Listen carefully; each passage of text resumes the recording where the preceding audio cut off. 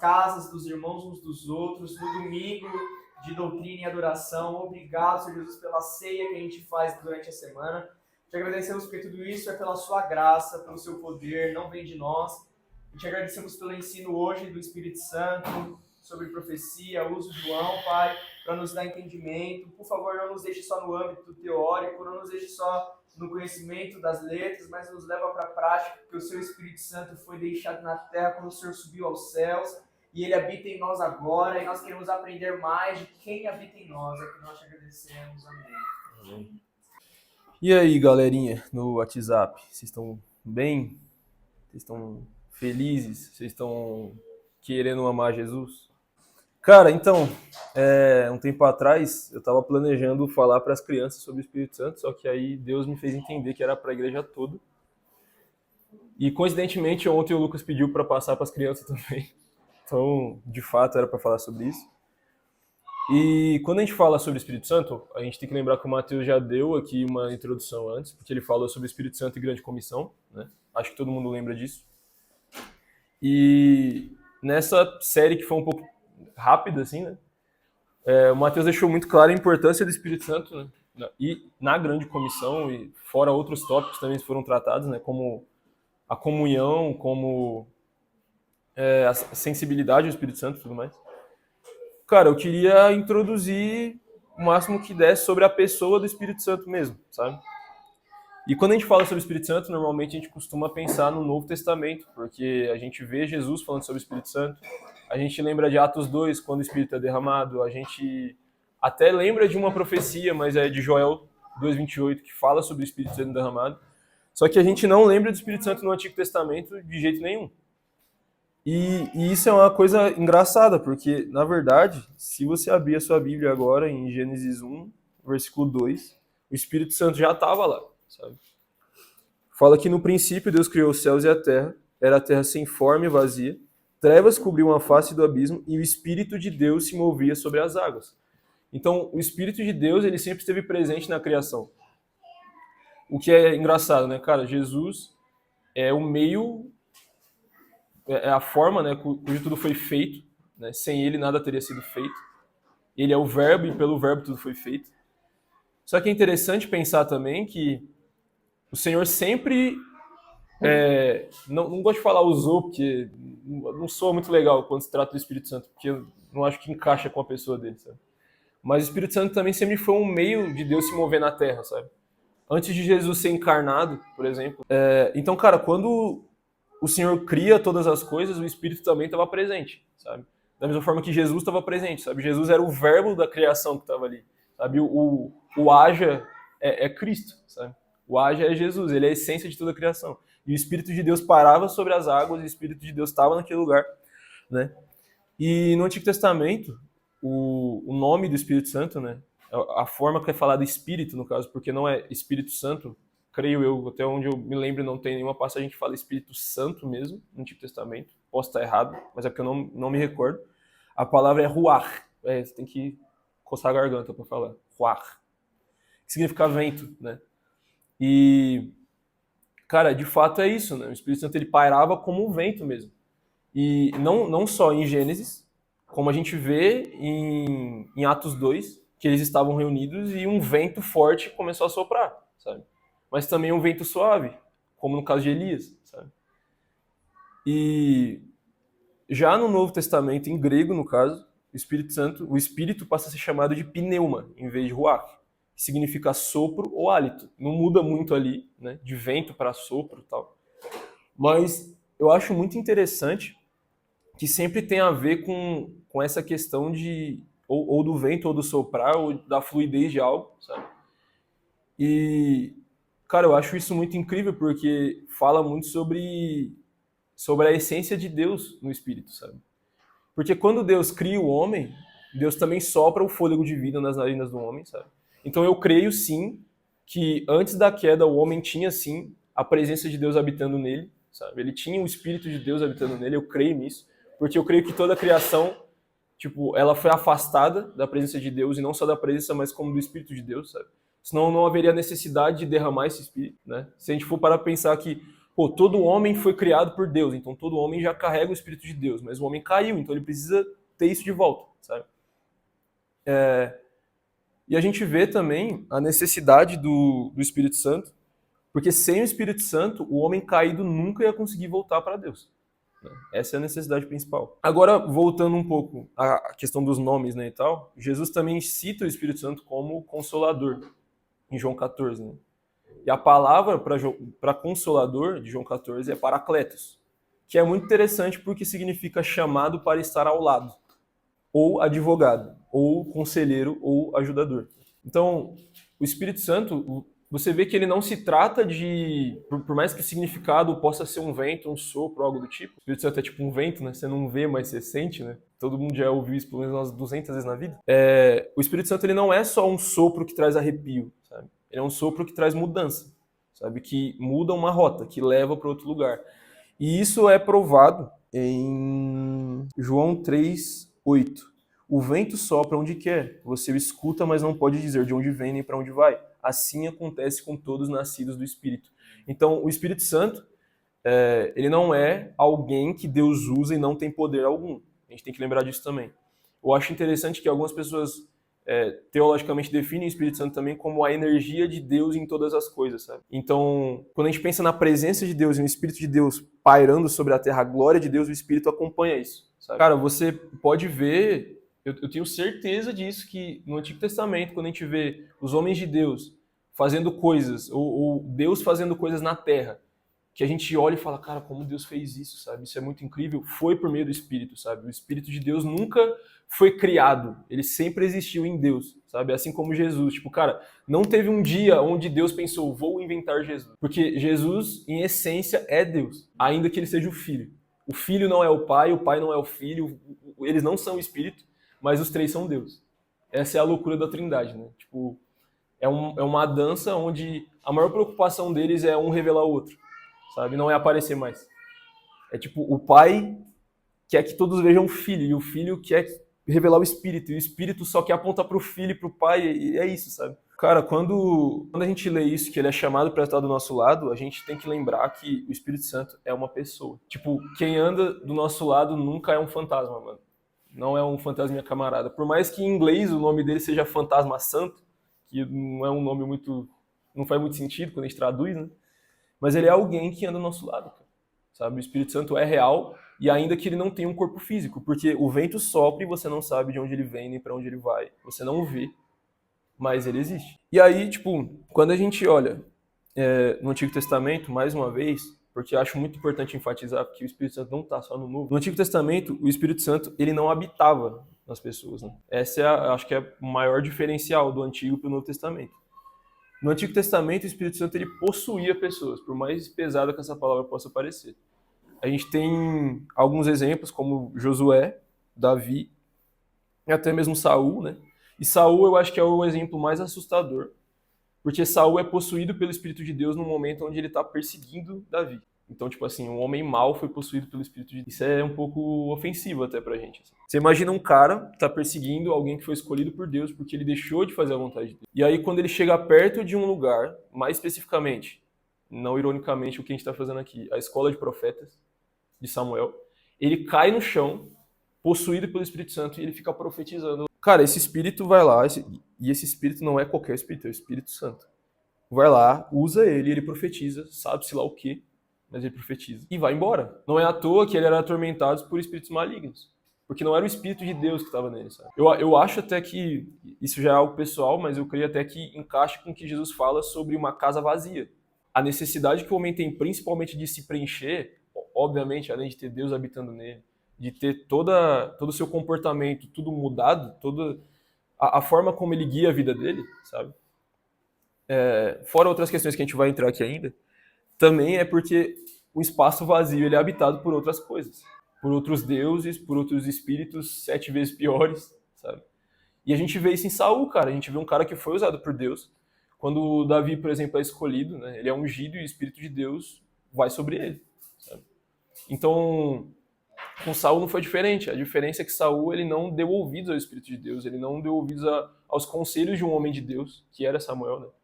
E no caso, cara, ele perdeu isso, sabe? Tipo, e em contrapartida, a gente vê Davi, um cara que o maior medo que ele tinha era ficar sem a presença de Deus, era ficar... Cara, qual que é, né, outro ponto, né? Ainda falando sobre esses homens e um homem ruim também. Apocalipse, mais especificamente, deixa eu lembrar onde que tá aqui agora, que eu também não anotei, para me ajudar mais ainda. Apocalipse 19, versículo 10. Eu vou pular para a parte que interessa, porque ele é basicamente quando ele cai para adorar um anjo e o anjo fala para ele não fazer isso. Mas está falando o quê? Adore a Deus. O testemunho de Jesus é o espírito de profecia. Então vamos lá. O espírito de profecia é o testemunho de Jesus e vice-versa, né? E a gente sabe que existem os 7 espíritos de Deus, que não, na verdade não são espíritos diferentes, mas são facetas do espírito de Deus, que inclusive está em Isaías 11, se eu não estou enganado. É isso. Você deve lembrar mais do que eu acho. Isaías 11. E o Mateus já falou sobre eles, eu acho que vocês lembram também. Mas em Isaías 11 tem a citação de cada um dessas facetas do Espírito Santo, né? O Espírito do Senhor, o Espírito que dá sabedoria, entendimento, conselho, poder, conhecimento, temor do Senhor. Então, tipo assim, tem esses 7 pontos aqui. E Apocalipse apresenta outro ponto, que é o Espírito de profecia. O Espírito de revelação e profecia é o testemunho de Jesus. O que me pega um pouco aqui, que eu falei pro Mateus? Vocês lembram de Balaão? Porque o Mateus já falou sobre falso profeta. Vocês lembram que Balaão, o problema principal dele foi a conduta dele, certo? O problema, vamos lembrar, cara, o falso profeta, ele não é o anticristo, tá ligado? Eu tô falando de falsos profetas, não o falso profeta do fim dos tempos. Um falso profeta, os problemas dele são problemas de caráter. Então significa que Deus pode sim ter escolhido esse cara em algum momento, esse cara pode sim ser usado por Deus em algum momento, mas o caráter dele é o que separa ele do caráter de um profeta real, um homem de Deus, um amigo de Deus, porque esse é o profeta, é um amigo de Deus, a gente sabe disso. Só que Balaão testemunhou Jesus, em Números 24. Eu vejo, mas não agora, eu vejo, mas não de perto, uma estrela brilhará de Jacó, e um cetro se levantará de Israel, ele esmagará as frontes de Moabe, tal. Então ele está falando sobre Jesus no fim dos tempos, o que Jesus vai fazer, né? A estrela de Jacó e tudo mais. O cetro, cara, quantas vezes a gente já entendeu sobre o cetro, né? O cetro de justiça, o cetro de ferro, que ele vai usar para reger as nações e vai quebrar ela como um vaso de barro e tal. Então, Balaão profetizou tudo isso sendo um falso profeta, que pega aí o espírito de profecia usou esse cara. Então, pra gente, isso é um alerta, cara. Porque Deus usa pessoas que ele vai mandar pro inferno. Por mais assustador que possa ser ofensivo, Deus usa pessoas que ele vai condenar porque ele tem o plano dele e a vontade dele, ele faz essas coisas independente da gente, sabe? É o homem, né, para que Deus se importe, né? Se não só uma criação. Mas ainda assim Deus se importa. E aí, encerrando um pouco essa questão do Antigo Testamento, eu creio que fica bem claro já aqui as diferenças, né? A gente tem que questionar agora qual que é o papel que o Espírito Santo tem a partir do Novo Testamento. Porque se no Antigo Testamento o Espírito Santo vinha, enchia, né, usava pessoas e ia embora, né, ele não habitava em pessoas, qual que é o papel que ele tem no Novo Testamento? E basicamente, o papel do Espírito Santo, cara, um dos pontos do papel do Espírito Santo é o que o nome dele diz quando Jesus chama ele de Consolador, é consolar, cara. Mas consolar por quê? Quando Jesus chama o Espírito Santo de Consolador e quando ele ensina sobre o Espírito Santo, que seria um presente do Pai pra gente, né, um presente da parte dele, é um momento de despedida, sabe? Então, a realidade é que o Espírito Santo, ele consola a nossa saudade de Jesus. Não só do seu sofrimento, porque às vezes a gente reduz o Espírito Santo a alguém que consola as nossas tristezas diárias e, tipo, não tá errado, sabe? Mas ele também consola a gente da saudade, porque ele é a certeza de que Jesus vai voltar, sabe? Tipo, o Espírito, mano, guarda isso é extremamente importante. O Espírito Santo, ele é a certeza de que Jesus vai voltar. Porque Jesus fala, eu vou, mas eu volto. Só que eu não vou deixar vocês sozinhos. Eu vou enviar um consolador para vocês, sabe? Então, qual que é o papel dele? Consolar, beleza. E lembrando, aquele que ora em línguas, pô, maravilhoso, mas aquele que profetiza, ele fala em espírito para os homens, exortando, consolando, edificando. Então, o Espírito Santo também faz isso. Ele exorta, ele consola e ele edifica, beleza? O que também é interessante? Jesus fala, em João 14, 17, que o Espírito da verdade, né, o que o mundo não pôde receber porque não o vê nem o conhece. mas vocês conhecem, porque ele vive com vocês e estará em vocês. Cara, isso me pega muito. Porque antes do Espírito habitar nos homens, o Espírito estava entre eles. Porque, como eu disse, o Espírito Santo esteve pairando sobre a terra, desde o momento da criação, cara. Sabe? Quando Deus operou milagres, quando Deus, por meio de Moisés, aplicou as pragas, cara, com certeza o Espírito de Deus se moveu ali. É inegável, sabe? É inegável. Quando os profetas apareciam cheios de ousadia, quando eles tinham visões, a gente sabe que tudo que Jesus fez na terra foi por meio do Espírito Santo, sabe? Não é à toa que Jesus fala que a única blasfêmia que não tem perdão é contra um amigo dele, porque ele fez tudo na terra por meio do amigo dele, cara. É como se Jesus estivesse falando, não desrespeita aquele pelo qual me movi na terra. E não só isso. Jesus se move pelo Espírito Santo na terra, e a blasfêmia contra o Espírito Santo, só para esclarecer, porque provavelmente isso já foi a dúvida de todo mundo, ela não é só atribuir o trabalho do Espírito Santo a algum demônio, como eles fazem, né? Eles atribuem os milagres de Jesus a Beelzebub, né? Só que aí Jesus refuta. Cara, qual o sentido de um demônio expulsar outro? Não tem lógica. Um reino dividido não subsiste. O homem que nega o trabalho do Espírito Santo, no caso, a revelação que o Espírito Santo traz, blasfema contra o Espírito Santo. Porque o homem que blasfema contra Jesus, provavelmente nem conhece Jesus. Porque se você acha que você consegue ofender Deus, é porque você não sabe quem Deus é. Porque Deus no seu trono ri. Então ele não se ofende. Só que qual que é o ponto? Quando o homem... acho que isso está escrito até em Hebreus 10, 29. Imagine quanto mais severo deve ser o castigo daquele que pisou o Filho de Deus, profanou o sangue da aliança com o qual foi santificado e insultou o Espírito da graça. Então é tipo assim, cara, Jesus morreu por você, Jesus te deu a vida, você recebe essa revelação, e você pisa nela, você cospe nela, você nega a revelação de Deus, você nega a revelação de Jesus. O trabalho do Espírito Santo é revelar Jesus, principalmente. Quem convence do pecado? O Espírito Santo. Quando Pedro reconhece, Jesus pergunta, Pedro, quem você diz que eu sou? Pedro fala, você é Jesus Cristo, o Filho de Deus. E ele fala, não foi carne que te revelou isso, nem sangue. Então quem foi? O Espírito. Porque o Espírito, por mais que não habitasse em Pedro, ele estava com Pedro. Ele está com vocês, mas vai habitar em vocês. Cara, essa é a importância do Espírito Santo, e eu acho que ficou clara essa questão da blasfêmia contra o Espírito Santo, que provavelmente já foi uma dúvida sua, e minha por muito tempo. E beleza, né? A gente tem aqui o Espírito Santo que Romanos também, né? Romanos 8, 26, 27 vai falar que ele intercede por nós, porque nós não sabemos orar, e ele intercede por nós com gemidos inexprimíveis, né? E não só isso, né? Quando a gente ora em espírito, no sentido de orar em línguas também, né? A gente também ora ao Senhor por meio do Espírito. E isso é muito louco, porque você não sabe o que você está orando, mas você está orando e isso te edifica. Tá? E uma coisa que a gente tem que perguntar para Jesus quando encontrar ele, tipo, o que a gente estava falando esse tempo todo, tá ligado? Porque a gente não sabe, mas amém. O que importa é que Deus ouve, né? Cara, Jesus continua falando assim, ele vive com vocês e estará em vocês. Não os deixarei órfãos, voltarei para vocês. Então, como eu disse, o Espírito Santo, ele é essa certeza de que Jesus vai voltar. E não só disso.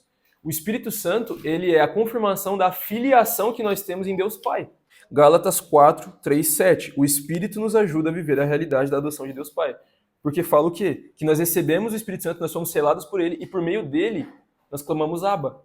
Esse Espírito clama Abba. Então, a realidade da adoção que veio da parte de Deus Pai, ela só é entendida por meio do Espírito Santo.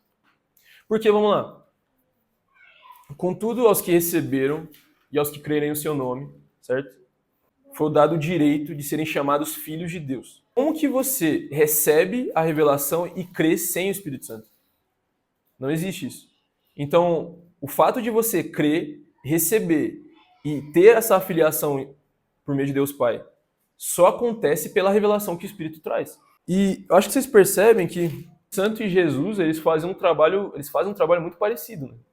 Jesus encarnado, andando na Terra, o papel dele era apontar para o Pai. E Jesus, ele não fazia nada que ele não viu o Pai fazer. E quando Jesus vai falar do Espírito Santo, em João 16, versículo 12, ele fala, eu tenho ainda muito para dizer, mas vocês não podem suportar agora. Mas quando o Espírito da verdade vier, ele os guiará em toda a verdade. Ele não vai falar de si mesmo, apenas o que ouvir, e anunciará o que está por vir. Ele me glorificará, porque receberá do que é meu e tornará conhecido a vocês. E o que Jesus fala? Tudo que eu tenho recebido de meu Pai eu tenho feito conhecido a vocês. Então, o papel que o Espírito Santo tem, isso é pra gente aprender a valorizar o Espírito Santo, é o mesmo papel que Jesus teve quando andou encarnado sobre a terra. Porque o caráter deles é o mesmo. O Espírito Santo não vai falar dele mesmo, ainda que ele, em essência, também seja Deus. Isso é muito louco, cara. Sabe, Jesus fala o seguinte: eu não chamo mais vocês de servos, mas sim de amigos, porque o servo não sabe o que se passa com o coração do seu senhor. Não sabe quais são seus planos. Mas eu chamo vocês de amigos e tudo que eu tenho recebido de meu Pai eu tenho feito conhecido a vocês. E o Espírito Santo faz a mesma coisa. Tudo que pertence a meu Pai é meu. Por isso eu disse que o Espírito receberá do que é meu e o tornará conhecido a vocês. Mais um pouco e já não me verão. Um pouco mais e me verão de novo. Então, mais uma vez, o Espírito Santo ligado com o fato de Jesus ir e voltar em algum momento. E aí, cara, eu não anotei isso, mas o texto continua e Jesus começa a falar para os discípulos que eles vão ficar tristes, eles vão chorar, eles vão se lamentar porque Jesus vai ser tirado deles. A partir daí a gente jejua, porque não tem motivo para jejuar enquanto o noivo está com a gente. Só que Jesus fala que ele vai, mas vai voltar. E quando eles encontrarem Jesus outra vez, eles vão se alegrar e ninguém vai tirar essa alegria deles. Cara, essa alegria, ela não se refere só ao fato de você estar vendo Jesus de novo. Porque imagina você ver o seu melhor amigo dos últimos, 3 anos e meio da sua vida. O homem que você mais admira. Imagina pra gente que, de forma terrena, imagina você andar com um homem que você vê a presença de Deus nele. Um homem de Deus. Agora imagina esse homem perfeito, esse homem sem pecado e esse homem sendo o filho de Deus. Imagina esse homem sendo tirado do seu lado, arrancado do seu lado. Mesmo sabendo que ele se entregou. Porque pra gente que se apega às pessoas, nunca ninguém só vai embora. É como se essa pessoa fosse arrancada da gente. E para os discípulos que andaram com o amado deles por 3 anos e meio, é como se o coração deles tivesse sido arrancado um pedaço também. Porque Jesus não era só o salvador deles, era um amigo deles. Você vai ver João deitado no peito de Jesus. Quão íntimo é isso? Sabe? Quão íntimo é isso? Quão íntimo é Jesus chamar alguns deles para orar junto com ele? Sabe, quão íntimo é Jesus chamar alguns deles para orar no momento de aflição dele no Getsêmani? E eu tenho certeza que humanamente isso também se refere a Jesus não querer se sentir sozinho, porque ele ia sofrer, sabe? E ele sabia que ia ser abandonado. Só que o que Jesus está falando aqui é que eles ficariam alegres em ver Jesus de novo. E a gente tem que lembrar o porquê disso. Depois que Jesus morre, depois que Jesus ressuscita, Jesus aparece de novo aos discípulos, né? E Jesus fica 40 dias com os discípulos, dando um gigantesco seminário sobre o reino de Deus e sobre tudo que ele ia fazer. E com certeza muita coisa incrível deve ter acontecido nesse tempo, sabe? Principalmente no interior dos discípulos, sabe? Tipo, eles devem ter sido curados de muitas coisas, tratados de muitas coisas. E Jesus fala para eles assim, cara, não saiam daqui até que o Espírito Santo prometido por Deus, ele venha sobre vocês, e é aí que entra a alegria que ninguém pode tirar. Porque Jesus voltou pro céu. Ele morreu, ressuscitou e voltou. Só que ele voltou para ir embora de novo. Então, tipo assim, sabe? Só que eu vou, mas vocês não vão ficar sozinhos. Não vou deixar vocês órfãos. Porque a filiação que vocês receberam vai ter alguém que vai confirmar ela todos os dias para vocês. Que vai habitar em vocês. Então, é aqui que a gente chega num ponto principal. Cara, qual que é a importância do Espírito Santo? O Espírito Santo é a pessoa de Deus habitando dentro de mim. Cara, a gente tem que repetir isso porque a gente esquece muito fácil. Tipo assim, é Deus morando em mim, cara. Sabe, quem que pode construir uma casa para Deus habitar? Sabe? Tipo, a terra é o estrado dos pés dele. Sabe? E ele mora no homem, mano. Tipo, Deus que mora num trono mais elevado e tem anjos junto com ele, que são seres que provavelmente não vão decepcionar ele. Eles estão ocupados demais em adorar ele. E aí ele escolhe a gente, ele olha pra gente e fala, não, eu quero morar no homem. Essa é a minha casa, né? Porque a gente é morada do Espírito agora. Nós somos morada do Espírito Santo e logo nós somos morada da pessoa de Deus, mano. O Espírito Santo é uma pessoa. Tenta lembrar disso, o Espírito Santo é alguém, ele não é um arrepio na sua espinha, tá ligado? Ele não é o choro da conferência, mano. Ele não é o chu, ele não é o mover de Deus, ele não é você caído no chão, sabe? Ele tá em tudo isso. Amém por isso. Glória a Deus. Por favor, às vezes a esperança não é contra emoções, tá? Porque Deus também usa delas. Deus se manifesta por meio delas também. Mas ele não é uma emoção, cara. Ele é Deus. E Não sei se vocês já tiveram alguma experiência de, tipo, tremores, de choro descontrolado, às vezes até de rir, coisas do tipo. Eu creio que essas coisas, mano, elas acontecem principalmente porque o nosso corpo, nossa carne, ela não suporta a manifestação da presença de Deus, sabe? É como se a gente entrasse em pane, a sensação que eu tenho, sabe? Por que tem pessoas que têm tremores? Mano, porque o corpo não consegue se manter diante da presença de Deus. Só que aí eu te questiono uma coisa. Se Deus habita dentro de você, como é que você está tão quietinho nessa cadeira? Porque nesses momentos, quando isso acontece, são principalmente os momentos onde você está completamente focado em Deus. Onde você passa a ouvir, de fato, o Espírito que habita dentro de você. E não só deixa ele lá dentro, e aí de vez em quando você tem um questionamento se você sai do seu trabalho ou não, você lembra dele. Espírito Santo, o que eu faço? Fala comigo. Sabe? Tipo, cara, o Espírito de Deus precisa ser ouvido, porque ele é Deus. Sabe, a gente se preocupa, nossa, ainda bem que Deus me ouve na sala do trono. O Espírito Santo também, porque ele também é Deus. Jesus é Deus. Os três são Deus. Mano, Jesus sendo Deus se moveu na terra por meio dele, sabe? Porque o Espírito de Deus está sobre mim para proclamar liberdade aos cativos, sabe? Tipo, Jesus se moveu profeticamente cumprindo profecias, cumprindo Isaías 61. Com o Espírito sobre ele. Mano, uma coisa que eu achei maravilhoso e que eu nunca tinha me ligado, tipo, quando Jesus é batizado, o Espírito repousa sobre ele, né? E tem a ver com o que a gente fala, né? Porque o Espírito, ele reafirma a identidade de Jesus. E se eu não me engano, na cultura judaica tem algo do tipo também. Que é, este é meu filho amado de quem eu tenho prazer. Então Jesus tem a identidade dele como filho afirmada ali pelo próprio Espírito, né? Só que o Espírito desce como pomba. Aí a gente, pô, legal, pomba, né? E aí uma vez eu ouvi alguém falando algo muito legal que é, cara, o Espírito Santo, desse como pomba, simboliza muito a sensibilidade que é necessária para chegar perto dele, para se mover nele. Por quê? Porque você não chega perto de uma pomba correndo igual um maluco. Não tô falando de pombo de comer pedra na rua, tô falando de pomba, que é outro animal. Aí Deus me trouxe à memória a nossa série sobre cantares, mano. Você tem olhos de pomba. Do que ele tá falando? Sobre olhos de fidelidade. Cara, por que o Espírito desce como pomba sobre Jesus em específico? Porque o Espírito Santo é completamente fiel a Jesus. Ele desce como pomba, como uma demonstração de total fidelidade a quem Jesus é. Aí quando a gente continua e a gente entende, né, o Espírito agora habitando dentro do homem e tudo mais, isso acontece, eu pessoalmente creio que a partir do momento que Atos 2 acontece, o Espírito passa a habitar dentro do homem, né?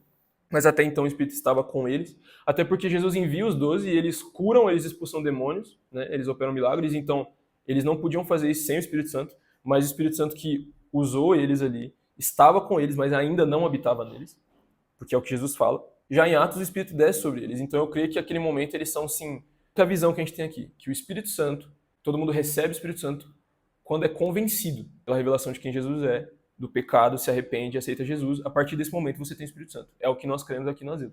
Nós cremos que a partir desse momento de Atos, eles recebem um batismo, sim, mas de capacitação. Por quê? Porque Jesus recebe, sim, o batismo dele, o Espírito Santo. Jesus, depois disso, é levado para o deserto pelo próprio Espírito. Então ele é capacitado pelo Espírito Santo para poder enfrentar esse período dele. Da mesma forma que os apóstolos. Por que eles deveriam ficar naquele lugar até que o Espírito descesse? Para que eles fossem cheios e capacitados para poder cumprir o que Jesus pediu. E aí a gente entra numa parada, né? Alguns nossos irmãos, também, né, cristãos, protestantes também, acreditam que o batismo com o Espírito Santo ele tem a ver com um dom de línguas. Por quê? Por conta de Atos 2. Ok, beleza. Isso não é motivo de briga, tá? Só que, o que a gente acredita pessoalmente, que o batismo com o Espírito Santo, a pessoa ter o Espírito Santo, está mais relacionada com os dons. Os dons não, com os frutos, perdão. Quais são os frutos do Espírito? Né? Gálatas 5, 22, 23. O fruto do Espírito é amor, alegria, paz, paciência, amabilidade, bondade, fidelidade, mansidão e domínio próprio. Quando a gente olha para Jesus, a gente vê todas essas características em Jesus. Então, basicamente, como você sabe que a pessoa tem o Espírito Santo ou não? Porque essa pessoa se parece com ele. Os frutos do Espírito, eles têm o propósito de tornar você mais parecido com Jesus. De ter os atributos que Jesus tem. Quando muitas coisas do que Paulo fala, que os outros apóstolos falam nas cartas, tipo, cara, tenham paciência, sabe? Se suportem em amor. E não é suportar de, tipo, eu te aguento. É suportar de te ajudar, sabe? Essas coisas têm a ver com frutos do Espírito. Elas não são conquistadas no braço. Não adianta você tentar ser mais manso. ver lá no YouTube 10 passos para ser mais tranquilo. Você não vai, eu já tentei, mano. Você não vai conseguir, mano. Sabe? Infelizmente, o caminho é esse, é você botar a cara no chão e pedir pro Espírito Santo te transformar, e dói, porque você vai ter que chegar no seu trabalho, ouvir o seu chefe, cara, jogando um monte de coisa na sua cabeça, e você vai ter que dobrar a sua língua e botar de volta na boca e não falar nada. Sabe? Tem a ver com isso. Isso é extremamente difícil, principalmente para mim. Então, assim, é sobre isso aqui, né? Espírito Santo. Não é sobre os dons apenas. Existem pessoas que se movem nos dons e não têm frutos do Espírito. E por que isso acontece? Porque o Espírito dá os dons da forma que ele quer e Deus se move da forma que ele quer. E agora falando dos dons. Tem algumas interpretações de quantos são os dons, de quais são os dons. E aí tem 3 passagens em específico, 2 em específico, né? Efésios 4:11 fala sobre os 5 ministérios. Algumas pessoas interpretam os 5 ministérios também como dons. Porque, por exemplo, cara, todo mundo aqui entende e enxerga que o Mateus, ele é pastoral. Ponto. Beleza? Certo? Amém, igreja? Por favor. Susto, não. Não, tô zoando. Mas, só que para isso é necessário um dom, cara. De verdade. Eu não consigo ver uma pessoa... E obviamente, dons, eles são entregues pelo Espírito, né? E a pessoa vai desenvolvendo ele conforme vai passando.